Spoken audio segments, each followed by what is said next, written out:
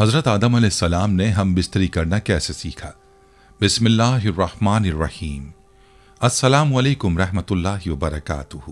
ناظرین، کیا آپ نے کبھی سوچا ہے کہ حضرت آدم علیہ السلام جو انسانیت کے پہلے والد ہیں، انہوں نے ہم بستری کا طریقہ کہاں سے سیکھا؟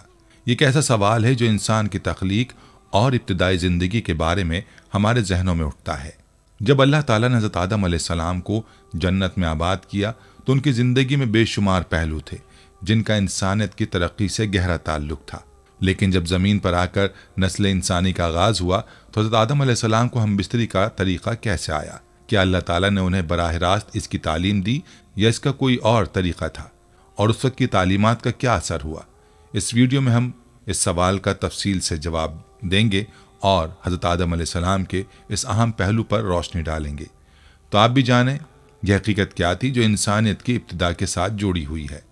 اس کے ساتھ ساتھ آپ یہ بھی جانیں گے کہ حضرت آدم علیہ السلام کی تخلیق مٹی سے کیوں ہوئی اور وہ مٹی کہاں سے لائی گئی تھی، اور حضرت آدم علیہ السلام نے دنیا میں زندگی کیسے گزاری۔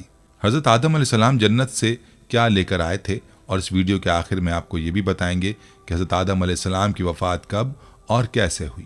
ویڈیو میں آگے چلنے سے پہلے آپ لوگوں سے گزارش ہے کہ ویڈیو کو اسکپ نہیں کرنا اور آخر تک لازمی دیکھنا ہے، اور اگر آپ ہمارے چینل پر نئے ہیں تو سب سے پہلے ہمارے چینل کو سبسکرائب کر لیں۔ ناظرین، حضرت آدم علیہ السلام جو اولین انسان اور تمام بنی نوع انسان کے والد ہیں، انہیں ابو البشر کا لقب دیا گیا ہے۔ اللہ تعالیٰ نے اپنے خاص دست قدرت سے حضرت آدم علیہ السلام کا جسم مبارک تیار کیا اور اپنی جانب سے خاص روح پھونک کر انہیں پسندیدہ شکل میں پیدا فرمایا۔ اللہ نے آپ کو تمام مخلوقات کے ناموں، ان کی خصوصیات اور حکمتوں کا علم دیا۔ فرشتوں نے آپ کی علمی عظمت کا اعتراف کیا اور آپ کو سجدہ کیا، لیکن ابلیس نے سجدہ کرنے سے انکار کیا، جس کے نتیجے میں وہ مردود قرار پایا۔ حضرت آدم علیہ السلام بے شمار فضائل سے مزین ہے اور آپ کا تذکرہ قرآن و حدیث میں متعدد بار آیا ہے۔ حضرت آدم علیہ السلام کو خلیفہ بنانے کا مقصد یہ نہیں تھا کہ اللہ تعالیٰ کو اس کی ضرورت تھی، بلکہ اس کے پیچھے حکمت تھی تاکہ بندوں پر اللہ کی رحمت و فضل کا مظاہرہ ہو سکے، کیونکہ عام انسانوں میں یہ طاقت نہیں کہ وہ براہ راست اللہ سے احکام حاصل کر سکیں، اور وہ نہ تو فرشتوں کے واسطے کے بغیر اللہ سے کچھ سیکھتے ہیں۔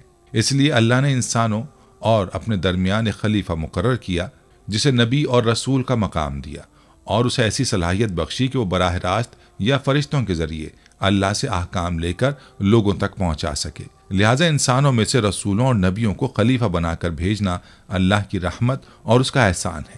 جب اللہ تعالیٰ نے حضرت آدم علیہ السلام کی تخلیق کا ارادہ فرمایا تو زمین سے ایک مٹی کی مٹھی لی گئی، پھر اسے مختلف پانیوں سے گوندھ کر گارا بنایا گیا جو چپکنے لگ گیا۔ بعد ازاں یہ گارا سیاہ رنگ کا ہو گیا اور اس میں بو آنے لگی۔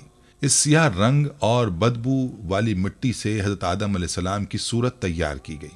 جب یہ مٹی خشک ہو گئی تو ہوا کے گزرنے سے اس میں آواز آنے لگی۔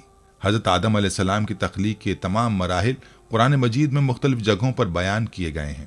دوستو، آپ نے کبھی یہ سوچا کہ حضرت آدم علیہ السلام کی تخلیق مٹی سے کیوں کی گئی اور وہ مٹی کہاں سے آئی؟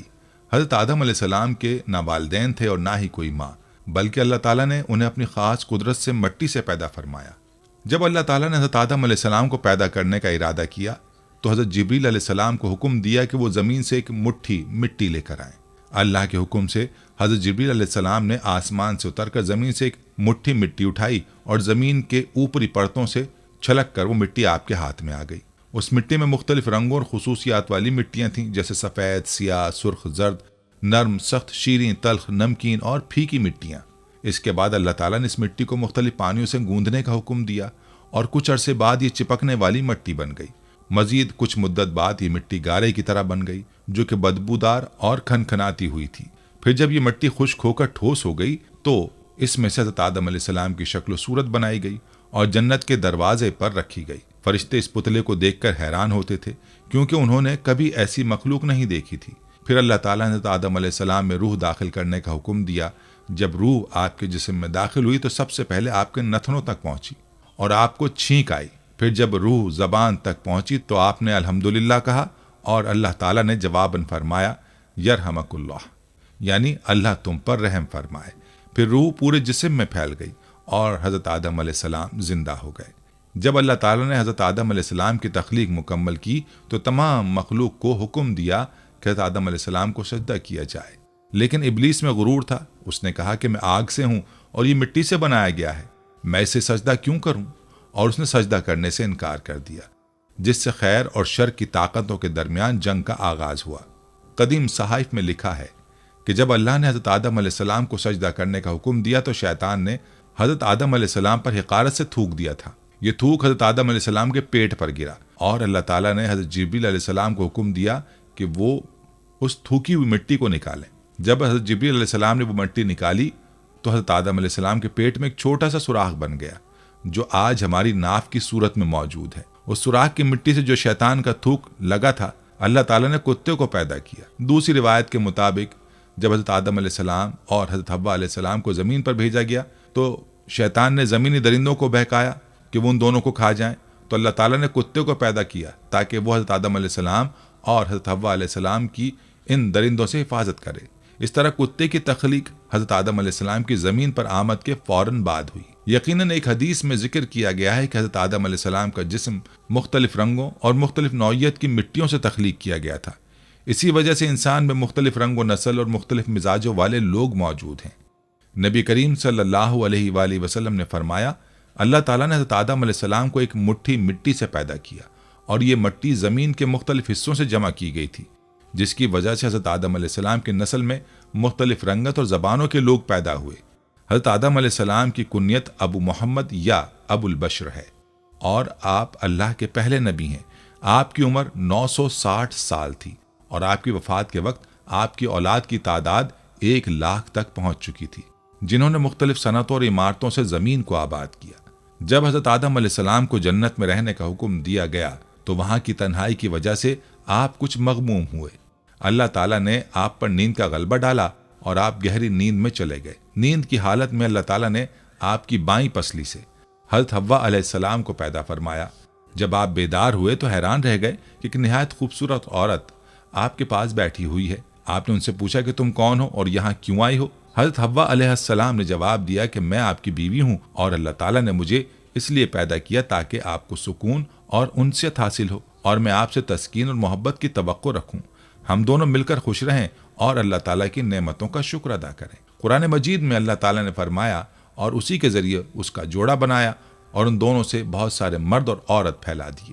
ناظرین، یہاں آپ کو یہ بھی بتاتے چلیں کہ حضرت آدم علیہ السلام نے ہم بستری کرنا کیسے سیکھا۔ اس حوالے سے حضرت ابراہیم نخعی رحمۃ اللہ علیہ روایت کرتے ہیں کہ جب اللہ پاک نے حضرت آدم علیہ السلام کو پیدا فرمایا تو اللہ تعالیٰ نے ایک فرشتے کو حضرت آدم علیہ السلام کے پاس بھیجا اور انہیں جمع یعنی ہم بستری کرنے کا حکم دیا۔ چنانچہ آدم علیہ السلام نے حوا علیہ السلام کے ساتھ قربت کی۔ اس کے بعد حضرت حوا علیہ السلام نے کہا، اے آدم علیہ السلام، یہ تو بہت اچھا عمل ہے، لیکن ناظرین اس روایت کی صحت کے بارے میں ہمیں کوئی اطلاع نہیں ملی کہ یہ درست ہے یا نہیں۔ بعض دیگر روایات میں اس واقعے کو کچھ اس طرح بیان کیا گیا ہے کہ جب اللہ تعالیٰ نے آدم علیہ السلام اور حضرت حوا علیہ السلام کو شجر ممنوعہ پھل کھانے کی وجہ سے زمین پر اتارا تو وہ ایک دوسرے سے کافی عرصے تک جدا رہے۔ حضرت آدم علیہ السلام اپنی اجتہادی خطا پر بہت زیادہ نادم رہتے اور روتے رہتے۔ ان کے رونے کی شدت کی وجہ سے ایک دن حضرت جبریل علیہ السلام نے اللہ پاک کی بارگاہ میں ان کی سفارش کی۔ اللہ تعالیٰ نے آدم علیہ السلام کے دل میں توبہ کا طریقہ ڈالا۔ چنانچہ آدم علیہ السلام نے اللہ کی بارگاہ میں توبہ کی اور اللہ کی بارگاہ میں نہایت عاجزی اور ندامت کے ساتھ یہ دعا کی جو قرآن کریم میں یوں بیان ہوئی ہے، اے اللہ، اے ہمارے رب، ہم نے اپنی جانوں پر ظلم کیا اور اگر تو ہمیں معاف نہیں کرے گا اور ہم پر رحم نہیں فرمائے گا تو ہم یقیناً نقصان اٹھانے والوں میں سے ہو جائیں گے۔ ناظرین، اللہ تعالیٰ نے ان کی توبہ کو قبول فرما لیا۔ اس کے بعد حضرت جبرائیل علیہ السلام نے حضرت آدم علیہ السلام کو خوشخبری سنائی اور انہیں مکہ مکرمہ لے گئے، جہاں آدم علیہ السلام نے اللہ کے گھر کی بنیاد رکھی اور حجر اسود کو نصب کیا۔ اس کے بعد عرفات کے میدان میں آدم علیہ السلام اور حضرت حوا کی ملاقات ہوئی۔ وقت اور حالات کی تبدیلی کی وجہ سے وہ دونوں ایک دوسرے کو پہچان نہ سکے، تب حضرت جبریل علیہ السلام نے دونوں کا تعارف کروایا۔ ناظرین، چونکہ جنت میں آدم علیہ السلام اور حضرت حوا کو قربت کرنے سے منع کیا گیا تھا، اس لیے زمین پر آنے کے بعد وہ ایک دوسرے سے علیحدہ سویا کرتے تھے۔ پھر ایک دن اللہ تعالیٰ نے حضرت جبریل علیہ السلام کو حکم دیا کہ آدم علیہ السلام کو حضرت حوا کے قریب ہونے اور ہم بستری کے آداب سکھائیں۔ لہٰذا حضرت جبریل علیہ السلام نے حضرت آدم علیہ السلام کو یہ آداب سکھائے اور اللہ کے حکم پر عمل کرتے ہوئے انہوں نے حوا سے قربت کی۔ حضرت آدم علیہ السلام نے حضرت جبریل علیہ السلام کو بتایا کہ انہوں نے اپنی بیوی کو بہت اچھا پایا، اس واقعے کے بعد حضرت حوا سے نسل انسانی کی ابتدا ہوئی۔ ناظرین، ایک روایت میں یہ بھی آتا ہے کہ جب حضرت حوا کو پیدا کیا گیا تو آدم علیہ السلام نے ان کی طرف میلان کرنا چاہا اور ارادہ فرمایا کہ دست محبت بڑھائیں، تو فرشتوں نے کہا اے آدم ٹھہر جاؤ، پہلے مہر ادا کرو۔ آپ نے فرمایا کہ مہر کیا ہوتا ہے؟ فرشتوں نے کہا مہر یہ ہے کہ تم نبی صلی اللہ علیہ وآلہ وسلم پر درود پڑھو۔ ایک روایت میں ہے کہ 3 دفعہ اور ایک روایت میں 70 مرتبہ درود پڑھنے کا حکم دیا گیا۔ تاہم اس مسئلے میں اتفاق ہے کہ آدم علیہ السلام کا مہر یہی تھا کہ وہ نبی صلی اللہ علیہ وآلہ وسلم پر درود پاک پڑھیں۔ آپ نے درود پڑھا اور فرشتوں کی گواہی سے نکاح ہوا۔ اس سے پہلے یہ بھی پتہ چلتا ہے کہ بے شک نبی صلی اللہ علیہ وآلہ وسلم ہر موجود چیز کے لیے وسیلہ ہیں، یہاں تک کہ آپ اپنے باپ آدم علیہ السلام کا بھی وسیلہ ہیں۔ اللہ تعالیٰ نے آدم علیہ السلام کو جنت میں رہتے ہوئے ابلیس کی دشمنی سے آگاہ کیا اور فرمایا کہ ابلیس تمہارے اور تمہاری بیوی کے لیے دشمن ہے اور وہ تم دونوں کو جنت سے نکال کر زمین پر لے جائے گا، جہاں تمہیں محنت و مشقت میں مبتلا ہونا پڑے گا، جیسے کھانا پیدا کرنے، زمین جوتنے اور پیسہ کمانے کی محنت کرنا۔ قرآن مجید کی سورہ طٰہٰ میں اللہ تعالیٰ کا ارشاد ہے کہ ابلیس تمہیں جنت سے نکال دے گا اور تمہیں مشکلات کا سامنا ہوگا۔ حضرت آدم علیہ السلام کو جنت میں وہ تمام نعمتیں حاصل تھیں جیسے کھانا، پانی، لباس اور سایہ، جو بغیر کسی محنت کی تھیں۔ انسان اس وقت ان نعمتوں کی قدر کرتا ہے جب وہ اسے میسر نہ ہو۔ اللہ نے حضرت آدم علیہ السلام کو یہ بتا کر جنت میں نہ انہیں بھوک، نہ پیاس، نہ بے لباس ہونے کا خطرہ اور نہ دھوپ ہونے کا سامنا ہوگا، ان نعمتوں کی اہمیت کو اجاگر کیا۔ اللہ نے حضرت آدم علیہ السلام اور حضرت حوا علیہ السلام کو جنت میں رہنے کا حکم دیا، لیکن ایک درخت کے قریب جانے سے منع کیا۔ حضرت آدم علیہ السلام کو سجدہ نہ کرنے کی پاداش میں شیطان مردود ہو گیا تھا، جس کے بعد اس کے دل میں کینہ اور حسد پیدا ہو گیا اور وہ انتقام لینے کی منصوبہ بندی کرنے لگا۔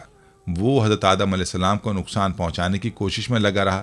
ایک دن شیطان نے حضرت آدم علیہ السلام کو وسوسہ ڈالا اور کہا، کیا میں تمہیں ایک ایسے درخت کے بارے میں بتاؤں جس کا پھل کھانے سے تمہیں ہمیشہ کی زندگی مل جائے؟ اور کیا میں تمہیں ایسی بادشاہت کی خبر دوں جو کبھی ختم نہ ہوگی اور اس میں کبھی زوال نہیں آئے گا؟ شیطان نے اللہ کی قسم کھا کر حضرت آدم علیہ السلام سے کہا کہ اس درخت کا پھل کھانے سے انسان فرشتہ بن جاتا ہے یا ہمیشہ کی زندگی حاصل کر لیتا ہے۔ اس طرح شیطان نے اپنے جھوٹے وعدوں کے ذریعے حضرت آدم علیہ السلام اور حضرت حوا رضی اللہ عنہا کا اور حضرت حوا علیہ السلام کو اس درخت کا پھل کھانے کی ترغیب دی۔ حضرت آدم علیہ السلام نے اللہ کے نام کی عظمت پر کہا۔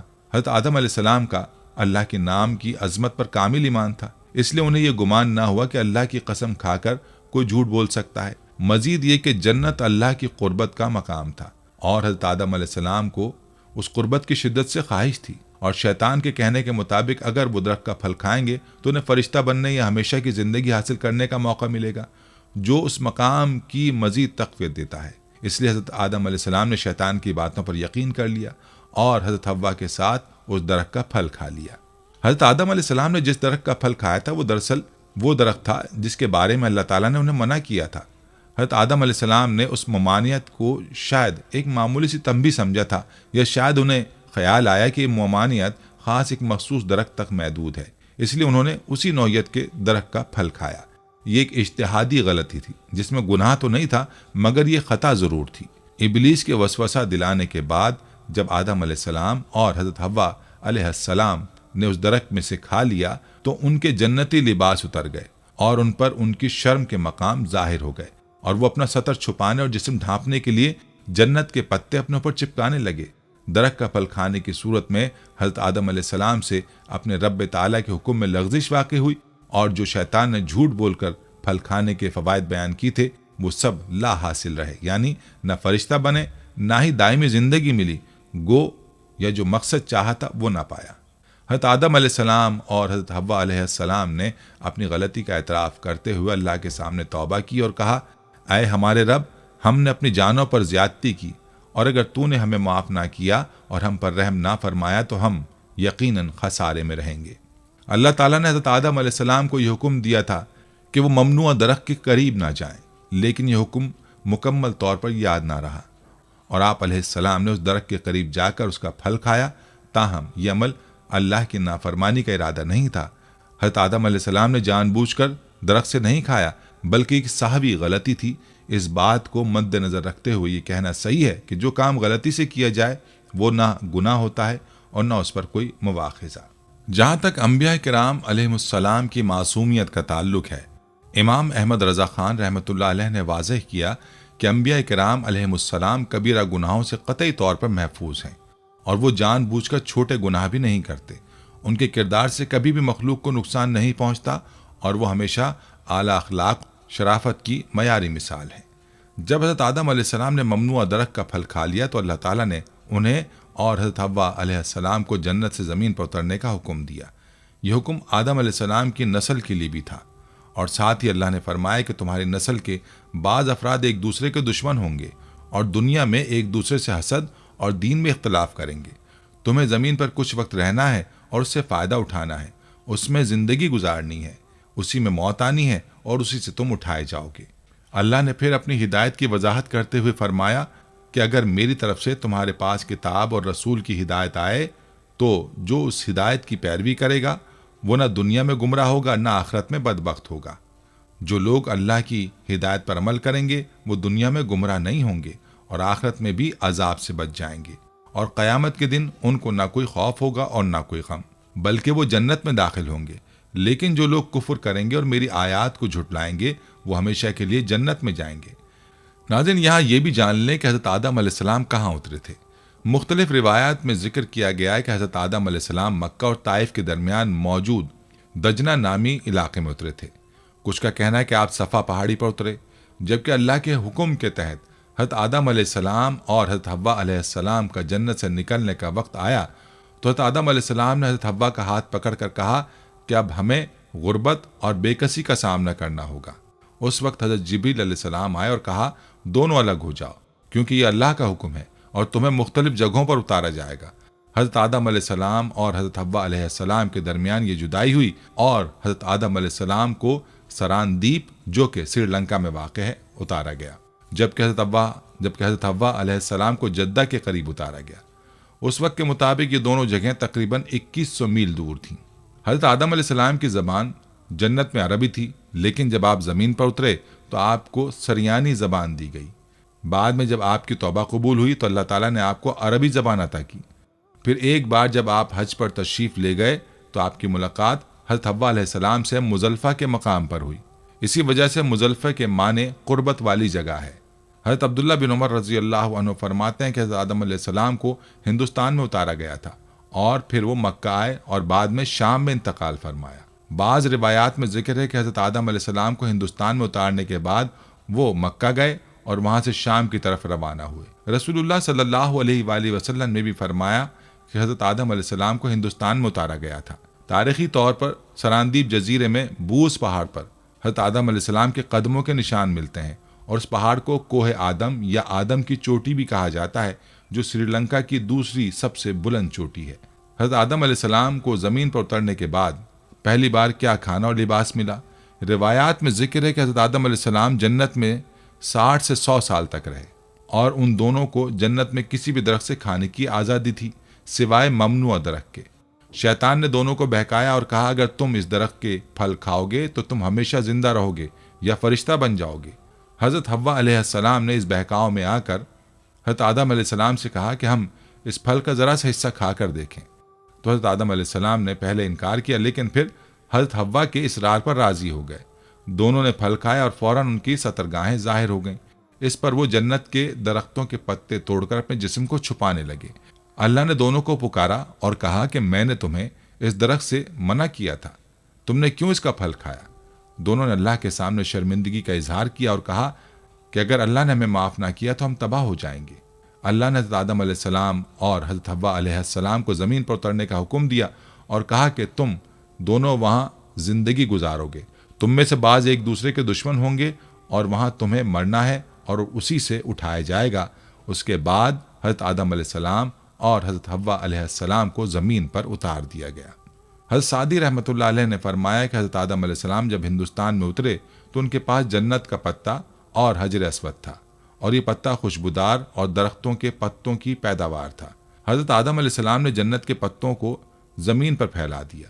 بعد میں حضرت جبریل علیہ السلام نے حضرت آدم علیہ السلام کو معاف کروا دیا اور آپ کو مکہ لے کر آئے، جہاں آپ نے کعبے کی بنیاد رکھی اور حجر اسود نصب کیا۔ حضرت عمر رضی اللہ تعالی عنہ نے فرمایا کہ جب حضرت آدم علیہ السلام نے اللہ سے مغفرت کی دعا کی تو انہوں نے محمد صلی اللہ علیہ وآلہ وسلم کے وسیلے سے معافی مانگی۔ اللہ نے حضرت آدم علیہ السلام سے فرمایا کہ جب تم نے محمد صلی اللہ علیہ وآلہ وسلم کے بارے میں جانا تو تم نے سچ کہا۔ اللہ نے فرمایا اگر محمد صلی اللہ علیہ وآلہ وسلم نہ ہوتے تو میں تمہیں بھی پیدا نہ کرتا۔ ناظرین، معراج کے سفر میں جب نبی کریم صلی اللہ علیہ وآلہ وسلم پہلے آسمان پر پہنچے تو آپ نے حضرت آدم علیہ السلام کو دیکھا۔ آپ صلی اللہ علیہ وآلہ وسلم نے دیکھا کہ حضرت آدم علیہ السلام کے دائیں طرف جنتی لوگ تھے اور بائیں طرف جہنمی لوگ۔ حضرت آدم علیہ السلام جب دائیں طرف دیکھتے تو ہنستے اور جب بائیں طرف دیکھتے تو روتے۔ نبی صلی اللہ علیہ وآلہ وسلم نے حضرت جبریل علیہ السلام سے پوچھا کہ یہ کیا ہو رہا ہے؟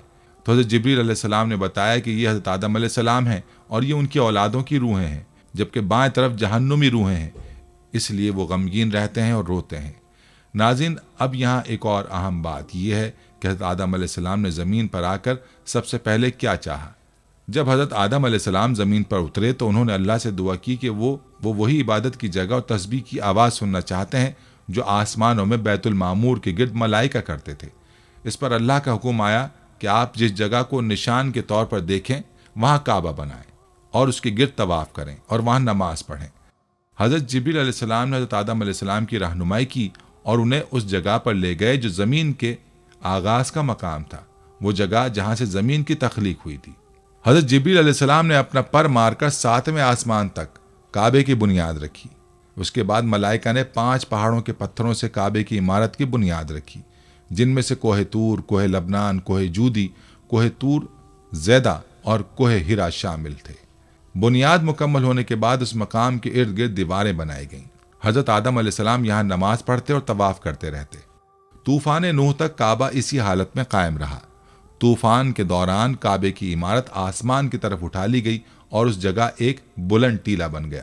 لوگ پھر بھی اس مقام پر آ کر دعا کرتے اور برکت کے لیے آتے رہتے۔ پھر حضرت ابراہیم علیہ السلام کے زمانے میں کعبے کی حالت دوبارہ ٹھیک ہو گئی اور اس میں مزید آبادی بڑھ گئی، خاص طور پر جب حضرت اسماعیل علیہ السلام اور حضرت ہاجرہ یہاں آ کر آباد ہوئے۔ ناظرین، حضرت آدم علیہ السلام اللہ کے منتخب نبی تھے۔ جب اللہ تعالیٰ نے انہیں پیدا کرنے کا ارادہ کیا تو فرشتوں اور ابلیس سے فرمایا کہ میں مٹی کے سیاہ کھن کھناتے اور سڑے ہوئے گارے سے انسان بناؤں گا۔ جب میں اس انسان کو مکمل طور پر درست شکل دے کر اپنی روح پھونک دوں گا تو تم سب کو سجدہ کرنا ہوگا۔ اللہ تعالیٰ نے زمین سے ایک مٹھی مٹی لی اور اس سے گارا تیار کیا اور پھر اس گارے سے حضرت آدم علیہ السلام کا بدن بنایا۔ جب گارا سیاہ اور بدبودار ہو گیا اور اس میں سے آواز آنا شروع ہو گئی تو اللہ تعالیٰ نے اپنے دونوں ہاتھوں سے حضرت آدم علیہ السلام کا پتلا بنایا اور کچھ عرصے تک اسے وہیں چھوڑ دیا۔ ابلیس نے جب اس پتلے کو دیکھا تو وہ اس کے ارد گرد چکر لگانے لگا اور غور سے اس کا معائنہ کیا۔ ابلیس نے سمجھا کہ حضرت آدم علیہ السلام کے جسم میں کچھ کمی ہے اور وہ اپنی حقیقت کو نہیں سمجھیں گے۔ پھر اللہ تعالیٰ نے جمعے کے دن عصر کے بعد حضرت آدم علیہ السلام کے پتلے کو زندگی دینے کا حکم کیا۔ پھر اللہ تعالیٰ نے جمعے کے دن عصر کے بعد حضرت آدم علیہ السلام کے پتلے کو زندگی دینے کا حکم دیا۔ اس حکم کے ساتھ ہی پتلا زندہ ہو گیا۔ جب حضرت آدم علیہ السلام کی روح جسم میں آئی تو انہیں چھینک آئی اور اللہ کے حکم سے انہوں نے کہا الحمدللہ، تو اللہ تعالیٰ نے فرمایا یرحمک اللہ، یعنی اللہ تم پر رحم کرے۔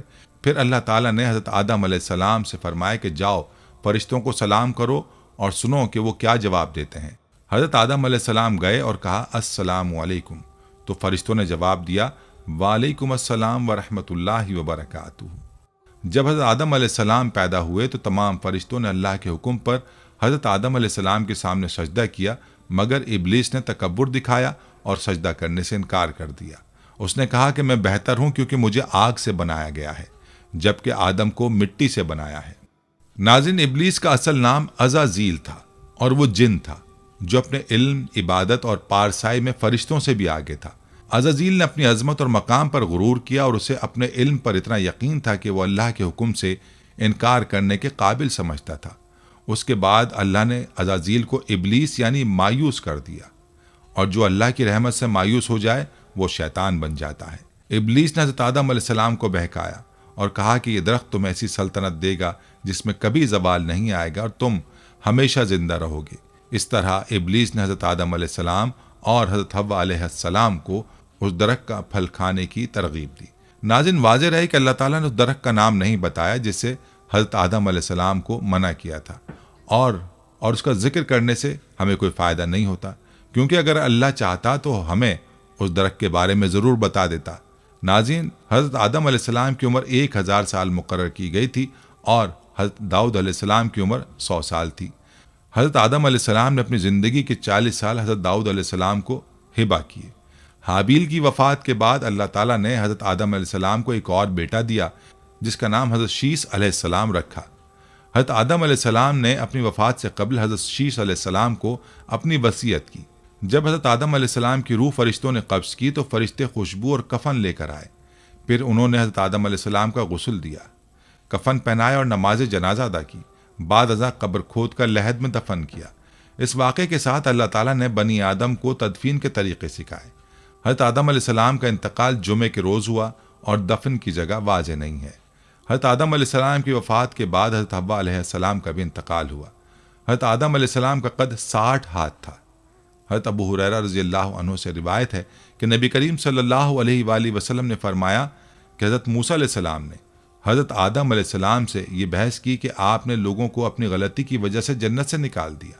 حضرت آدم علیہ السلام نے جواب دیا، اللہ تعالیٰ نے میرے بارے میں جو تقدیر لکھی تھی میں اس میں مداخلت نہیں کر سکتا تھا۔ نبی کریم صلی اللہ علیہ وآلہ وسلم نے فرمایا کہ حضرت آدم علیہ السلام دلیل کے ذریعے حضرت موسیٰ علیہ السلام پر غالب آ گئے۔ جہاں تک حضرت آدم علیہ السلام کی وفات کا تعلق ہے تو ایک موقع پر حضرت جبریل علیہ السلام کی طرف سے حضرت آدم علیہ السلام کو تسلی دینے کے لیے آئے اور انہیں بتایا کہ اللہ تعالیٰ نے انہیں ایک اور بیٹا عطا کرے گا جس کی نسل سے پیغمبر پیدا ہوں گے۔ چنانچہ حابیل کی وفات کے 5 سال بعد حضرت آدم علیہ السلام کے ہاں حضرت شیس علیہ السلام پیدا ہوئے، جن کا نام شیس رکھا گیا۔ شیس کا مطلب ہے اللہ تعالیٰ کا دیا ہوا تحفہ، کیونکہ اللہ تعالیٰ نے حابیل کے بعد حضرت آدم علیہ السلام کو یہ بیٹا عطا کیا۔ جب حضرت آدم علیہ السلام کی وفات کا وقت قریب آیا تو انہوں نے اپنے بیٹوں سے کہا کہ وہ جنت کے میٹھے پھل تلاش کریں۔ جب وہ اس تلاش میں نکلے تو فرشتے ان کے سامنے آئے جن کے پاس حضرت آدم علیہ السلام کا کفن اور خوشبو تھی۔ فرشتوں نے ان سے کہا کہ تمہارے والد وفات پا چکے ہیں۔ حضرت آدم علیہ السلام کی روح قبض کرنے کے لیے جب فرشتے آئے تو حضرت حوا علیہ السلام نے انہیں پہچان لیا اور حضرت آدم علیہ السلام سے چمٹ گئیں۔ حضرت آدم علیہ السلام نے انہیں کہا کہ مجھے اپنے رب کے فرشتوں کے ساتھ جانے دو، کیونکہ تمہاری ہی وجہ سے ہمیں پہلے مصیبت کا سامنا ہوا تھا۔ فرشتوں نے حضرت آدم علیہ السلام کی روح قبض کی، ان کا غسل دیا، کفن پہنایا اور خوشبو لگائی۔ بعد میں حضرت جبریل علیہ السلام نے حضرت شیس علیہ السلام کو جنازے کی نماز پڑھانے کا طریقہ سکھایا۔ حضرت شیس علیہ السلام نے حضرت آدم علیہ السلام کی نماز جنازہ پڑھائی۔ تاریخی کتب کے مطابق حضرت آدم علیہ السلام کی عمر 960 سال بیان کی جاتی ہے۔ حضرت ابن عباس رضی اللہ تعالی عنہ نے ذکر کیا کہ حضرت نوح علیہ السلام نے طوفان کے بعد کشتی سے اتر کر حضرت آدم علیہ السلام کو بیت المقدس میں دفن کیا۔ حضرت حوا علیہ السلام بھی حضرت آدم علیہ السلام کی وفات کے 1 سال بعد انتقال کر گئیں اور انہیں حضرت آدم علیہ السلام کے ساتھ دفن کیا گیا۔ ناظرین، یہ تھی ہماری آج کی ویڈیو۔ آخر میں ہم اللہ تعالیٰ سے دعا گو ہیں کہ وہ حضرت آدم علیہ السلام اور حضرت حوا علیہ السلام کو اپنی رحمتوں سے نوازے اور ہمیں ان کی زندگی سے سبق حاصل کرنے اور اس پر عمل کرنے کی توفیق عطا فرمائے۔ آمین۔ ہم امید کرتے ہیں کہ آپ کو ہماری آج کی یہ ویڈیو ضرور پسند آئی ہوگی۔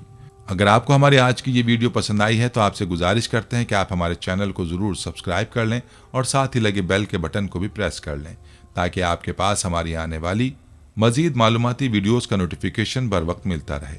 سبسکرائب کے ساتھ ساتھ ہماری ویڈیوز کو لائک بھی کریں اور اپنی قیمتی رائے کا اظہار کمنٹس میں ضرور کریں۔ کمنٹس میں آپ اپنے سوالات بھی ہم تک پہنچا سکتے ہیں۔ اللہ تعالیٰ آپ کو اپنے حفظ و امان میں رکھے، آمین۔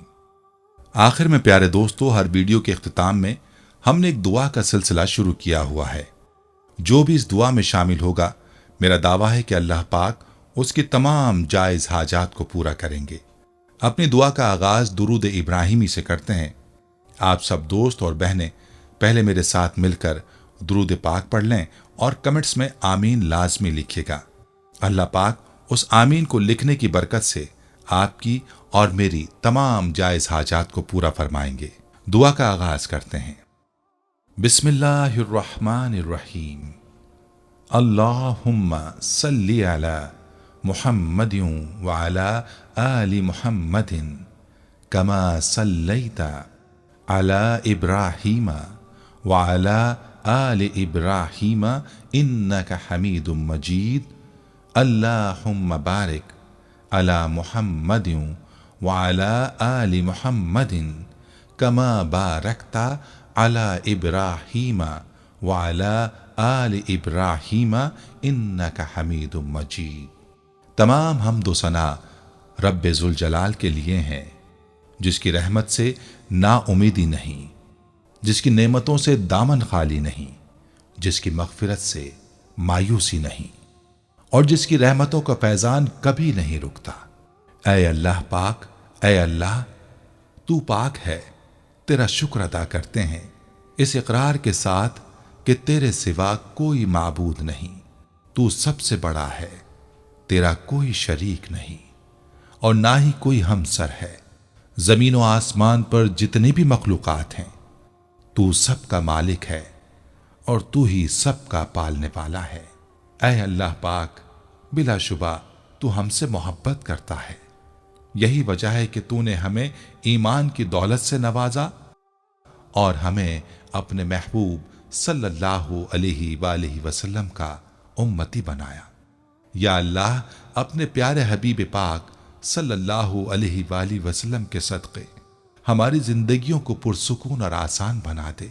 या इलाही, हम सब के गुनाह मुआफ़ फरमा दे, हम सबको आबिद और सहरखेज़ बना दे, हम पर राज़े शौक़ आश्कार कर दे, हमें ग़ुलामी मुस्तफ़ा सल्लल्लाहु अलैहि वसल्लम से सरफराज फरमा दे, हमारे दिलों की वीरान बस्ती को अपनी रहमत से आबाद कर दे और हमें उस रास्ते पर हमेशा कायम रख जो नबी पाक सल्लल्लाहु अलैहि वसल्लम ने बतलाया है। या अल्लाह पाक, हम सबको सच्चे दिल से तौबा करने की तौफीक अता फरमा दे। ऐ रब्बे रहीम, हम गुनाहों की दलदल में डूब गए हैं, हम बदकारियों की मस्तियों में गिर पड़े हैं, हम मायूसियों के अंधेरों में भटक रहे हैं, रहमत इलाही से खुद ही रूठ गए हैं। ऐ अल्लाह, हम निदामत के आंसुओं से ना आशना हैं, हम एक सच्ची तौबा के तलबगार हैं। ऐ अल्लाह पाक, अपनी रहमत से हमें वो सच्ची तौबा अता फरमा। ऐ परवरदिगार, हमें हमारे वालिदैन को, हमारे अहल व अयाल को, हमारे आबा व अजदाद और हमारी आने वाली नस्लों को अपनी आफियत अता फरमा। हम सबको बेहिसाब रिज़्क़ अता फरमा, हम सबको हासिदों के हसद से बचा। दोनों जहानों के मालिक, जब हम थक जाएं तो हमें आराम पहुंचाना, जब मुश्किलें भर जाएं तो आसानी बन जाना, जब हम कमजोर पड़ जाएं तो हमारी ताकत बन जाना, जब हम दुख और तकलीफ में हों तो हमारा मरहम बन जाना, जब हम मायूस हो जाएं तो हमारा भरोसा और यकीन बन जाना, जब हम भूख से निढाल हो जाएं तो तेरी याद ही हमारी ग़िज़ा बन जाए, जब हर तरफ बेचैनियां भर जाएं तो ऐ पाक परवरदिगार हमारा सुकून बन जाना, जब हमारे अंदर मायूसी का अंधेरा भरने लगे तो उम्मीद की रोशनी बन जाना, जब हर चीज़ हमारे लिए नामुमकिन हो जाए तो हर चीज़ को अपने ख़ास फज़ल व करम से मुमकिन बना देना। ऐ अर्ज़ व समा के मालिक, तू गफूर है, तू रहीम है, हम सब की तौबा कबूल करना, हमारे सगीरा कबीरा गुनाहों को धो दे, हमारे दिलों को हिदायत अता फरमा, हमारी जुबान को दुरुस्तगी और नरमी अता फरमा, हम सबको गुनाहों से बचा और नेक अमाल करने की तौफीक अता फरमा। ऐ अल्लाह, जिस तरह तू बारिश बरसाकर सूखी जमीन की प्यास बुझाता है, उसी तरह अपनी रहमत से हमारे दिलों को भी सैराब कर दे। बेशक तू बड़ा मेहरबान और निहायत रहम करने वाला है। ऐ परवरदिगार, हम सबको हर उस नेमत से सरफराज फरमा जिसमें हमारे लिए खैर व बरकत हो, इज्जत व वक़ार हो, राहत व सुकून हो, सेहत और तंदुरुस्ती हो, तरक्की हो, खुशहाली हो और दुनिया और आखिरत की भलाई हो। ऐ हमारे अल्लाह, हमारी जिंदगियों को मोहब्बत का उन्मान बना दे कि हम सबसे ज्यादा तुझसे मोहब्बत करें, तुझको फौकियत दें, तेरी इबादत करें, तेरा हुक्म माने, तेरे बताए हुए रास्ते पर चलते रहें यहां तक कि हमारी जिंदगी तमाम हो जाए और तू हमें अपने नूर से ढांप ले, वो नूर जो हमारे सीने को मुनव्वर कर दे, वो नूर जो कब्र को रोशन कर दे, वो नूर जो पुले सिरात पर रोशनी बन जाए। ऐ हमारे रब, हमको भी उन खुश नसीबों में शामिल फरमा जिनकी तौबा तू कबूल करता है, जिनके गुनाहों को तू अपने फजलो करम اور رحمت سے نیکیوں میں تبدیل کرتا ہے۔ یا اللہ، ہمارے پاس کوئی عمل نہیں ہے، ہمیں صرف تیری رحمت کا آسرا ہے۔ اے پروردگار، ہمیں اپنی رحمت میں ڈھانپ لے۔ اے بلندیوں کے بادشاہ، اے رب کائنات، ہمارے دل اور ہمارے قدم اپنی رضا کی طرف پھیر دے۔ آمین یا رب العالمین۔ نحن نحارب لكي نجلب النصر للحق والدين